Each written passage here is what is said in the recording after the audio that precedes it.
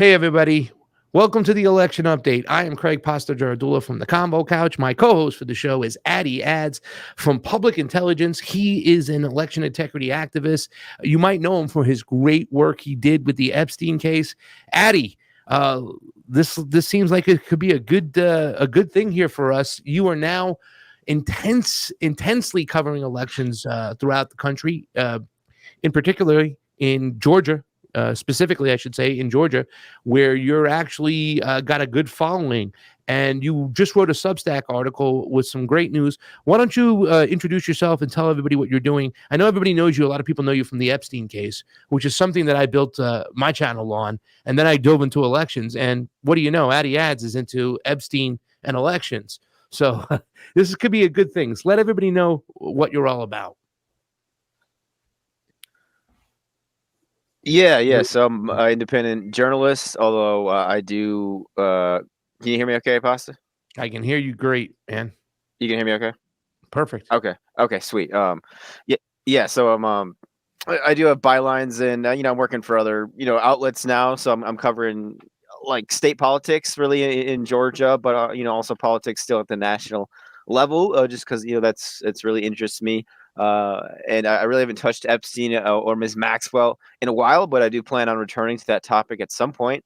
I don't know exactly when, but yeah, as Pasta mentioned, I'm really doing Georgia politics 100% now. So and elections more generally. So I was covering the New York primary, but yeah, really Georgia has really been my focus. And yeah, this Substack article I can talk about, or we can, you've been, kind of paying attention more so, at least stateside, what's been going on in Arizona. I know, Pasta. So wherever you want to take it. Yeah. Let's you know what? Let's address your article in Substack, and I'll talk about my article in Substack talking about 2000 Mules, because I think that it's still, 2000 Mules to me. Once again, it did point out like the stuffing of the ballot boxes, which are, I think is something that should be obvious. If there's any wiggle room or area where an election could be cheated, we have to assume that it will be cheated. That's why a chain of custody, and we'll talk about these things, is so important to me when it comes to elections and securing our elections. So why don't we talk about those two things today? But let's dive into your article first. Over here, I'm going to pull it up. It is a Substack. Addy Ads wrote an amazing article, and he's going to give us a little update on what's going on. I'm going to go get to the top. So why don't you just direct me on which way to go, if you want it up or down or where it's at? But go right ahead, my friend. Sure. Yeah. So this is kind of the second piece of what's turning into an investigative series on election integrity, and in Georgia in particular, with regards to the 2020 election. I did a batches loaded report story the week of the primary election, May 24th of this year, earlier in the spring, along with Emerald Robinson. And this is kind of a follow-up to that. There's a Georgia college professor. He's currently a technical college professor.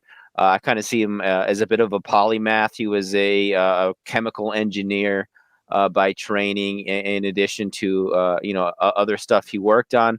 But he teaches full time now, still, even though he's technically retired. He was also a PepsiCo executive, and he, along with other researchers, including one Kevin Moncla, who's an independent researcher and investigative journalist, actually based out of Texas. They, led by Joe Rossi is his name. This professor found errors in the audit of that 2020 presidential election in Fulton County, and this has been referred to the Secretary of State's office by Governor Brian Kemp.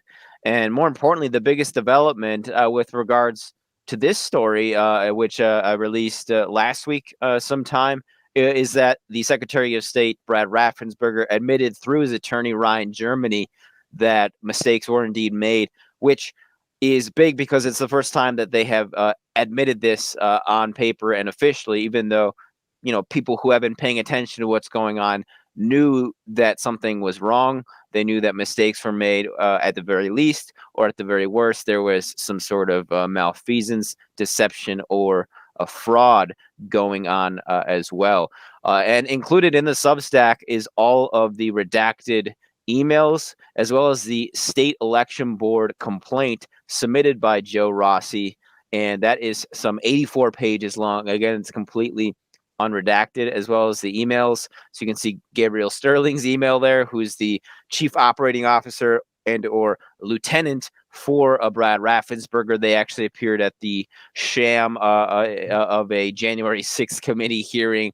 I remember that was one of the more watched or talked about days. I'm not even sure if that sham is still going on or not. I don't really pay attention to it, but I was just paying attention that day because those two guys were appearing before the board, along with one other a man whose name escapes my mind. But with regards to the story, no comment yet from Raffensperger, but U.S. code stipulates that election records must be held for 22 months after the election, which is coming up here. It's on the 3rd of September, so that's about 2 weeks away, and the Secretary of State for Louisiana, his name is Ardoin, I believe. I think it's Kyle. He actually requested that certain records be held indefinitely until further notice with regards to the 2020 election, until policies and procedures with regards to any sort of investigation or looking into that concludes. So it's unclear if other states will follow in that. My hope is that they do, but I think it's my contention that Raffensperger is really just hoping the people of Georgia don't make any waves about this over the next 2 weeks. Once that time has elapsed, all of those documents can officially be trashed and deleted. So we'll see what happens there. But a lot going on in Georgia, in Cherokee County, and Pickens County as well. In Cherokee County, an audit vote got stonewalled on the 1st by a DeKalb County Democrat lawyer who is actually, I was somewhat surprised to learn, the former special counsel to then Secretary of State Brian Kemp. Her name is Ann Brumbaugh, and she kind of stopped that audit from going on. It certainly swayed the vote, asserting that they could be fined as much as $5,000 per ballot audited. Again, this is her assertion as well that Senate Bill 202, which was, kind of the big bill that was dramatically fought over with regards to the MLB All-Star Game. Yeah, that was the one with the MLB All-Star Game. Yeah. And she asserted that because of the Senate Bill 202, if they make too many violations within a certain amount of time, that someone from the Secretary of State's office at the state level can take over those county elections, regardless of the way the Board of Elections is handling it. Again, I have to follow up on that and reread SB 202 to see if that's the case. But either way, the board ended up voting 3-1 to not go forward with that audit. I spoke with the Cherokee GOP chairman. He said he was disappointed, but moving forward. People have told me off record that they think he's a rhino. So a lot going on there. But as far as this, Substack story, it's pretty big because it goes, not so much what I was just talking about with the Cherokee audit was for this year's primary. The Raffensperger story is with regards to the 2020 presidential election. So still, Can we 2 years unpack on that for a second? Because I think we need to let our audience know. I think most of our audience will know that Raffensperger was the one that was the infamous phone call where Trump called and said, "Hey, man, you need to, do the right thing." You know what I'm saying? Like, I think it was kind of like doctored in the mainstream media that he was threatening and trying to bully Raffensperger into switching the election, where Donald Trump was saying, "Hey, there's a lot of irregularities that's going on here. And if you don't do the right thing, we're going to come out on all this." Now, it's funny because as you're talking about all this stuff here in your Substack with all the craziness going on, and by the way, Raffensperger, I want to say his name right, Raffensperger just won his last election too as well. So for him to admit that there was actual mistakes going on paper right now, is huge. And I think it's great that you're breaking the story. But inside the RJ, which is the Review Journal of Las Vegas, there's stuff here. Judge rules against Graham must appear before grand jury. And this is about what happened in Georgia.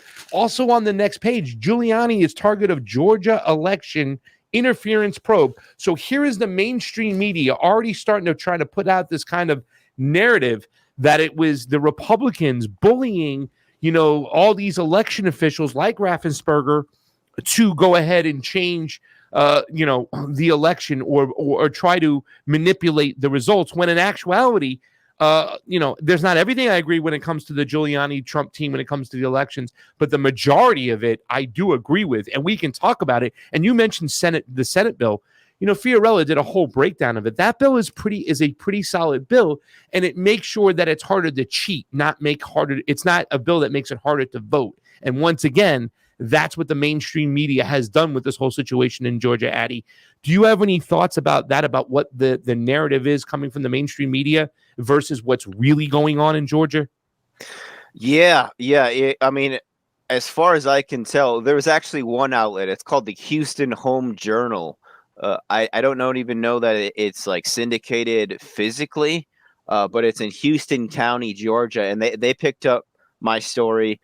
But other than them, it's been, as far as I know, completely untouched by Georgia media. And even people who you might think would talk about it, and people in Georgia are probably the only folks who have heard of outlets like the Georgia Record or the Georgia Sun, stuff like that. As far as I know, completely untouched. Never mind the AJC. AJC is very notorious, I think, for people who know Georgia politics, kind of like the Washington Post of Georgia or the New York Times of Georgia. And this guy, Greg Bluestein, who I kind of see as my rival in state. He's probably in his 40s or something. And he's a Georgia Bulldog. He was the editor-in-chief of the Red and Blue, I think it was called, the school newspaper. So he's kind of the chosen political reporter. It's hard to distinguish him, though, from some sort of operative for the DNC or even, the establishment in general. I mean, they, as far as I know, if they were to publish a dictionary, the AJC, the word libertarian would not exist. That's for sure. The word Republican would probably have like a really skewed definition of it. But yeah, as far as I can tell, in Georgia, certainly untouched, and nationally, completely untouched. Completely untouched. Yeah. What about politicians or lawmakers within Georgia? I know Vernon Jones was always vocal about what's going on.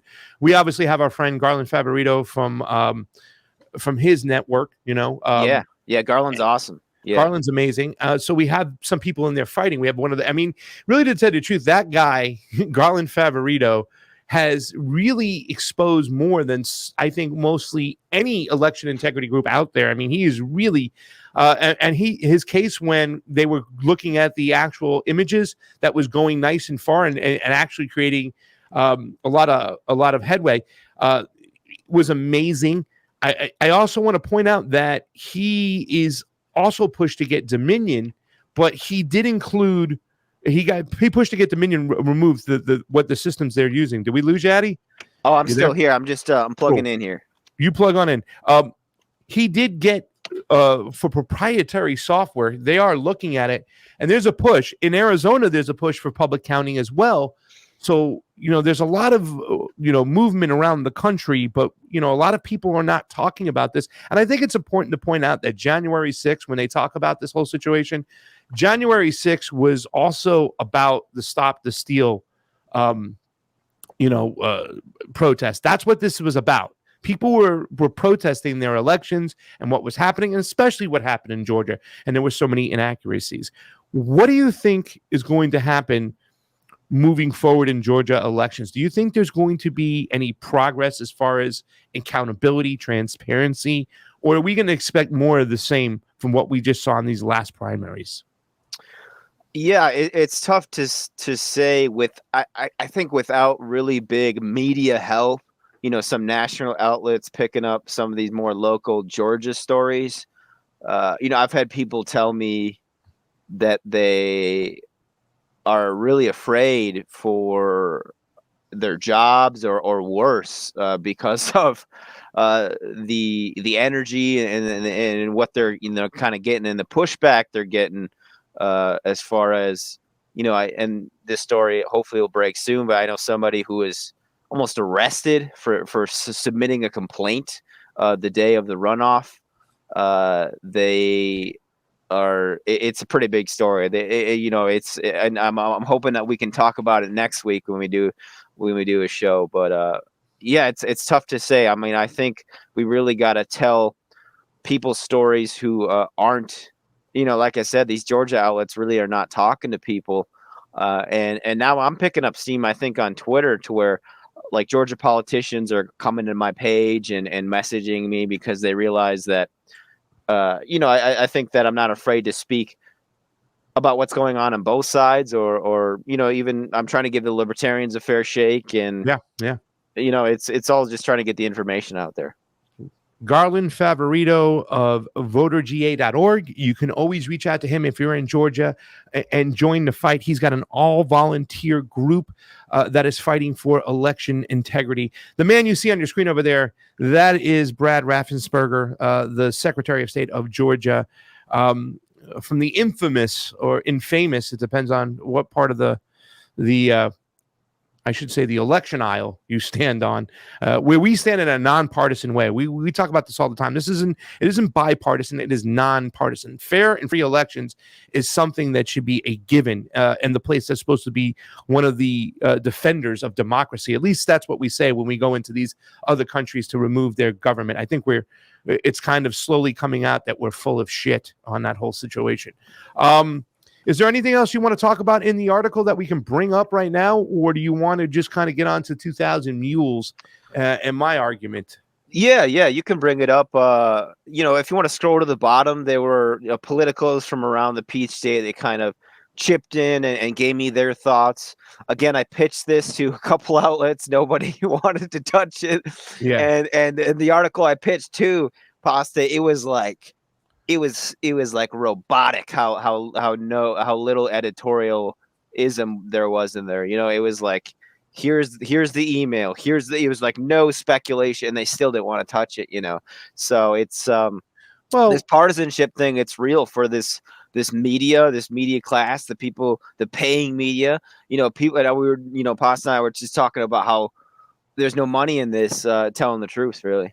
No, there is not. And this is a situation that's so weird. A lot of people talk about like COVID was one of the greatest scams of all time. I still think this is one of the greatest scams because to pull this off, it all depends on whether or not the state can enact these bullshit election laws and these processes and this framework that is just so flawed, from everything from proprietary software to major drop boxes that have no chain of custody to ballots just getting printed out like it's like almost like we're printing out money right now, like just zzz, money printer go crazy. Same thing with electronical ballots. Zzz, they just print these out. I mean, we have an election where people want to believe, or really actually when it comes out their mouth, that Joe Biden got 81 million votes, more votes in the history of any president of all time, 10 million more than Barack Obama did when he had set the record, when he couldn't fill my living room.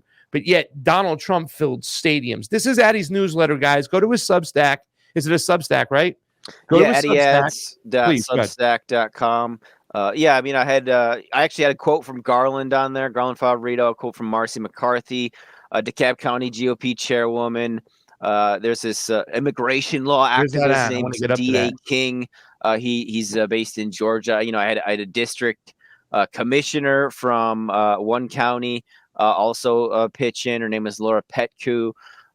So you do find some of the party members, the lower ranking ones, a lot more willing to talk than the people who hold kind of the higher chair members. But Marcy McCarthy's, she's fearless. She's not afraid to say what she thinks, and she's the chair of DeKalb County GOP. DeKalb is, I think, the second or third biggest county in the state. So and that's not to mention the civil war that's going on in Georgia in the GOP, largely because of Trump, and kind of a proxy war that was going on with Purdue and Kemp, and Trump, with Purdue allegedly in Trump's stead. Although in hindsight, myself and several others have discussed the possibility of Purdue being controlled opposition, very half-hearted campaign, put almost Well, no Trump could money. be controlled opposition with that kind of behavior Hey, too, as well. I sure, mean, let's not let. sure. I mean, why didn't he back Vernon Jones? Why are we even talking about Purdue? This is ridiculous. You know, I mean, the people he backed,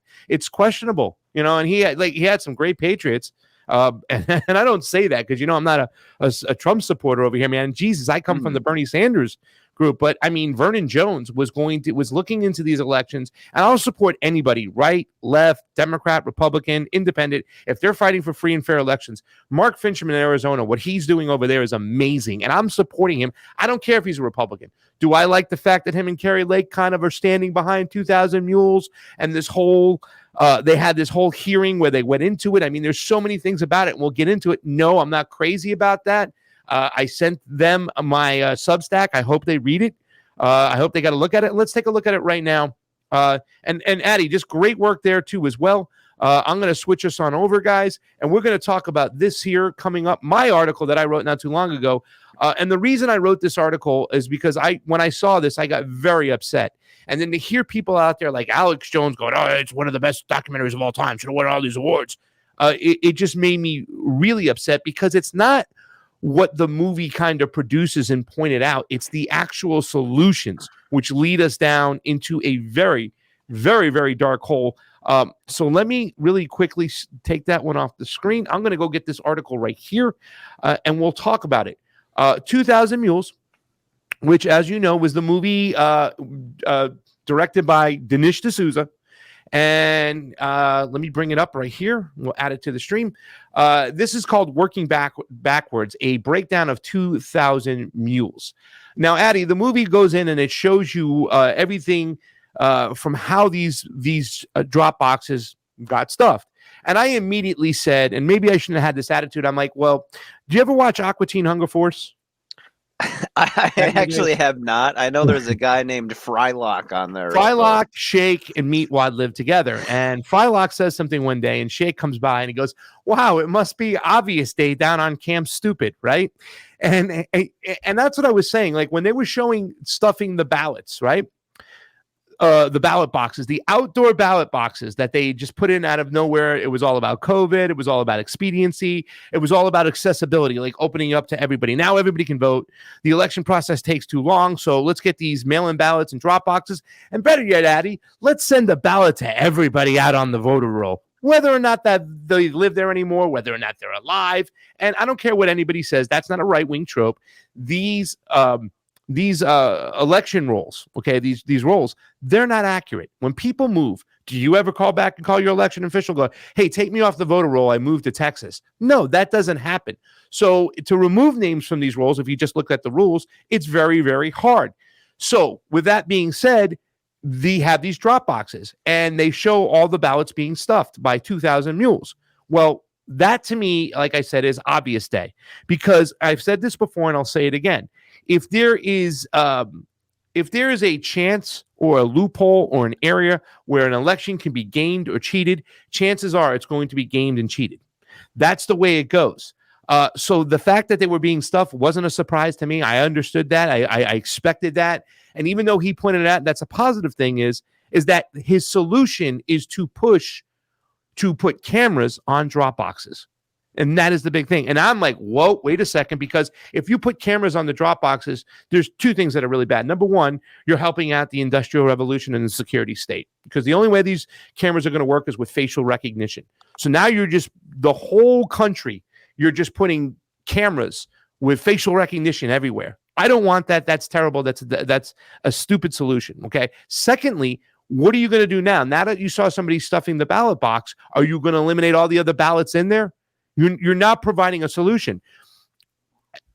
Ladies and gentlemen, I've invited Addy to come with us to Brazil to observe the elections because I want him to come overseas and see these elections. This will be the 5th country I've gone to observe an election. Addy, guess how many countries have drop boxes for their elections? I'm gonna guess 0. You're absolutely right. 0, because there is no chain of custody. And a chain of custody is one of the most important things in an election. And that is what we don't have in American elections. And that's what this is not eliminating. They're still not eliminating the chain of custody. Also in this movie, Addy, the one thing they talked about too that just drove me crazy was they talked about the fact that where the ballots came from. And they kind of showed, well, they went around the poor people and nursing homes. And yeah, that's areas you can go get ballots. That's where ballot harvesters would go back in the days before they would just shotgun all these ballots to everybody on the voter roll. But you know what they didn't visit? And I want everybody out there to start looking at that, where the ballots came from, the contracts. You know what I'm saying? They don't go to, I believe when it comes to Arizona, when we were talking about in Phoenix, Rundeck is the company that makes their ballots. In Los Angeles, it's K&H. People don't understand how these contractors get hired, who they work for, what their responsibilities are. If I'm the Secretary of State, for instance, Alex Padilla, who was the Secretary of State for California, and I hire K&H to make my ballots, K&H works for me. What's to stop them from I'm saying, hey, make me a couple extra ballots and give them to me? And now with ballot harvesting, which is legal in 25 states, guys, half the nation is allowed to have ballot harvesting. This thing is a cancer, ballot harvesting. I can legally walk in with 1,000 ballots, Addy, and hand them in. The system is meant to be cheated, and the system is awful. And that is something that they did not look in 2,000 Mules. And if you look into these companies and you read those contracts, it alerts you to what they can do and how this system can be cheated. Remember the whole thing when they did the Arizona audit and they said they were looking for bamboo from China for the paper? You remember that? Did you hear that rumor? I missed that one, I think. They literally were saying this. John Brakey, who was part of the whole audit system, was asked this question by the Daily Show when they came. They asked them. A bunch of other people asked them. Local media asked them. They wanted to make the audit look so absurd. Like, these people are QAnoners looking for bamboo, for paper made out of ballots made out of bamboo delivered from China. Well, here's the thing. We know from Georgia, and this is where the case broke open. I believe you interviewed these two ladies. Susie is one of them, and I can't remember the other girl, right? Test ballots can be read inside these tabulation machines. New York, for the mayor race, reported 100,000 ballots, test ballots, made it into the count. Georgia, we talked about it. Somebody witnessed this, and then they saw them later in the recount. And the recount is what we're talking about, what Raffensperger is admitting to in 2020. Saw these ballots in the count. You don't need bamboo ballots from China. You can just go to the Kinko's next door and get them into the machine. You know what I'm saying? Mm. So that is something that was not talked about.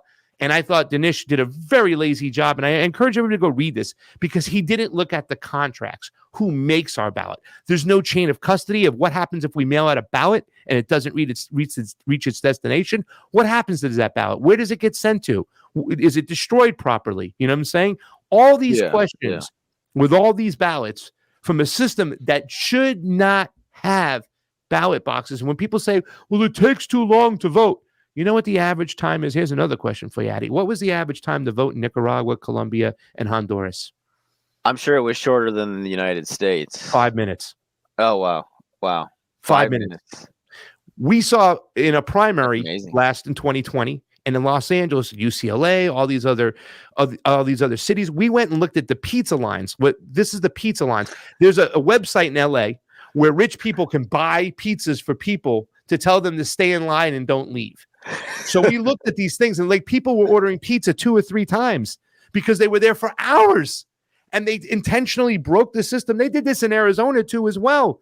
Sonny Borelli talked about how they defunded Arizona to the T, so they closed 70% of their polling locations, were overloaded, and had lines like crazy. And that was in the Hillary Clinton, Bernie Sanders primary, and Trump primary too as well. But I mean, they broke the system on purpose. So when you look at 2,000 Mules, they also talk about Now that's sin one, drop boxes with cameras. We need to eliminate drop boxes altogether. We can do this. We don't need to have drop boxes in the middle of nowhere. We should eliminate mail-in ballots and make people go. But if we're going to limit it, we have to limit it to only people who requested, and they have to be in a condition where they can't go out and vote. And they have to sign a statement saying they can't do that.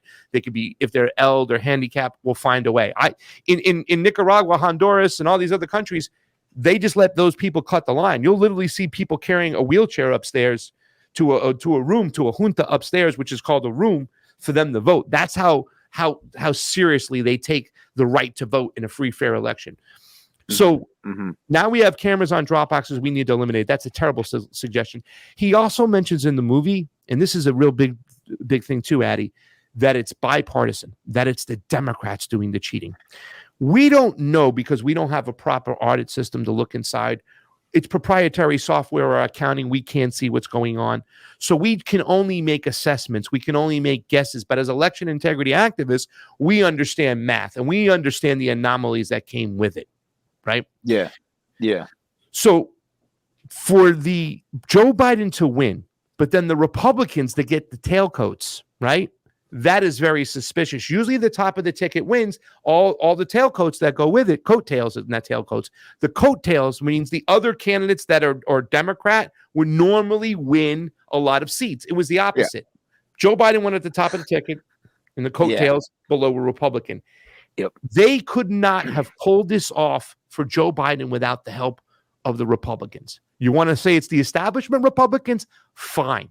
And they have the same type of systems in those other states and those counties that they don't talk about. Just because it's not Dominion doesn't mean that ES&S can't cheat with the count. Doesn't mean that Smartmatic can't count. And those three cheat with the count. Those three companies control 90% of the tabulation. I believe with the HART program, it's like 99% of the tabulation in America. You know what I'm saying?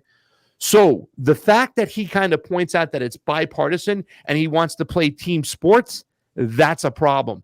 We have to understand that the system itself is the devil, not the Republicans, not the Democrats, not just the person cheating it, because those people are the ones responsible. And I always say it's election fraud, not voter fraud. It's not voters who are doing the fraud. It's a whole body, whether it be Democrats or Republicans. They're kind of engineering the cheating. Okay. We got to we have to call out the system as the devil itself, because that's what it is. And Republicans like Mitch McConnell, like Lindsey Graham, like McCarthy, they play into it because they cheat in their own territories. That's my belief, my opinion. Like I said, we don't have an audit system here, so this is all speculations. But when you understand elections, you understand where they can cheat, how they can cheat, and when they can cheat. You can see it. These spikes, they're crazy.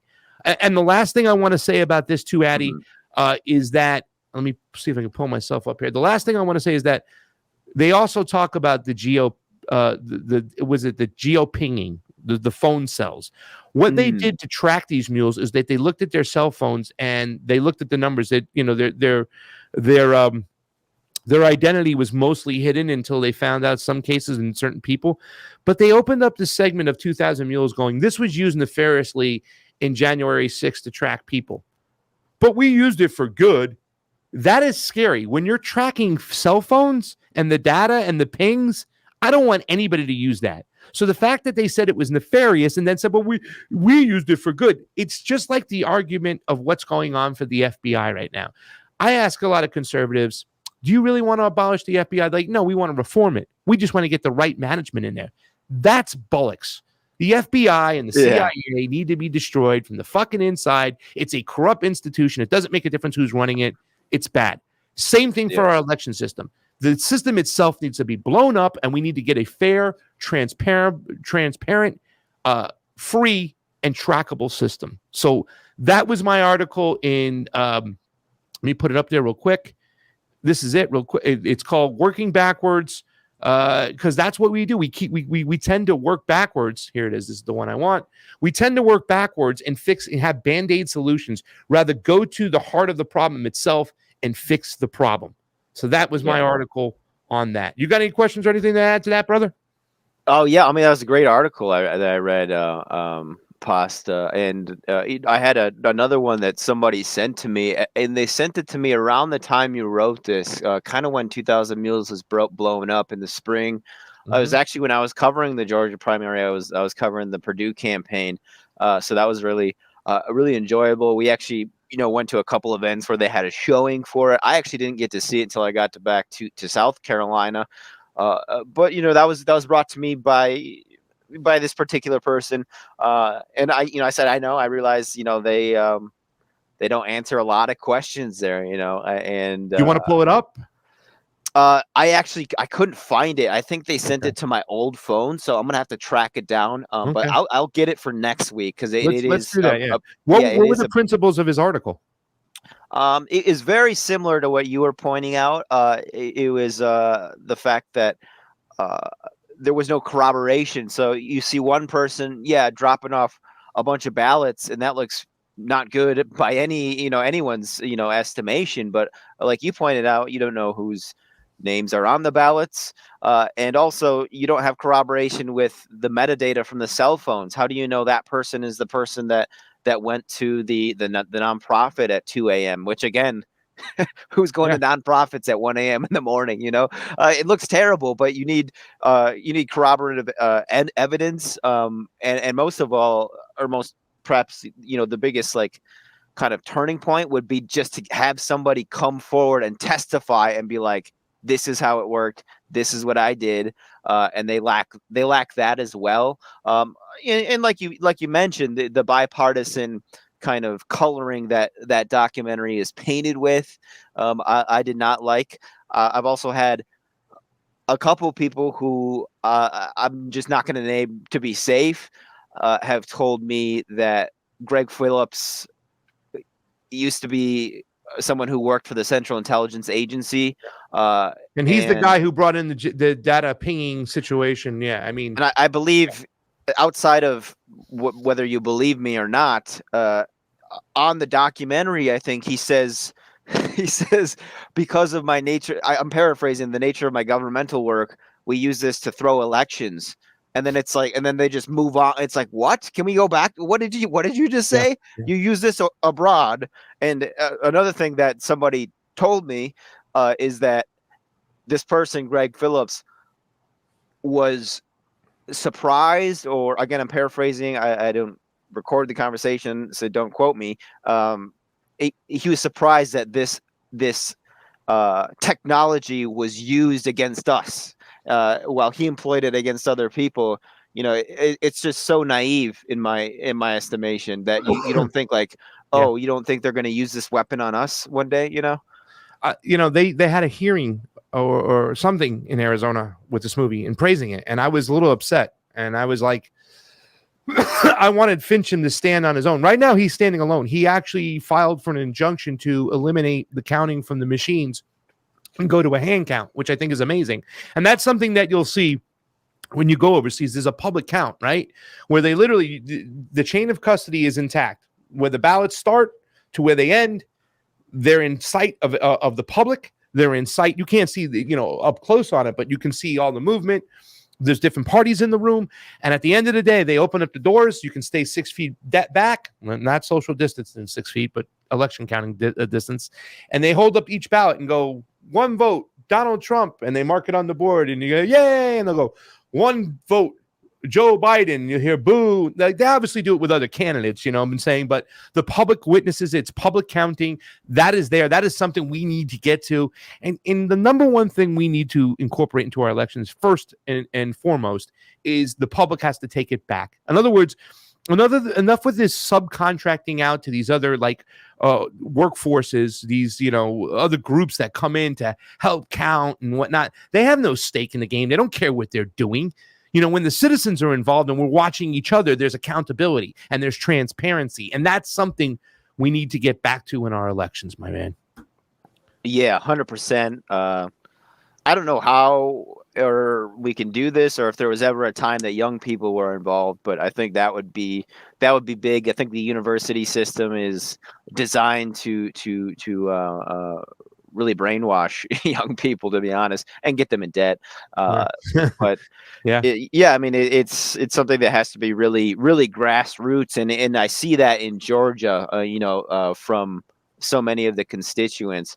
Whereas, it's amazing. I was covering Georgia and New York, and you could look at it from the perspective that it's like perhaps the most important state in one sense, and the least important state in another sense, with New York, because it's like if there's any state where the election is going to be thrown, it's going to be New York, right? So it's like, what are you doing up there covering that election? But you see the voter turnout. New York's voting population is twice that of Georgia's, and the early voter turnout for Georgia was 20x that of New York. So 20 times as many people voted in the Georgia early voting section for the primary as did New York, even though New York has twice as many eligible. How do you feel about voters. early voting? Because I'm against it. I am completely against it. I want to get back to 1 day of voting.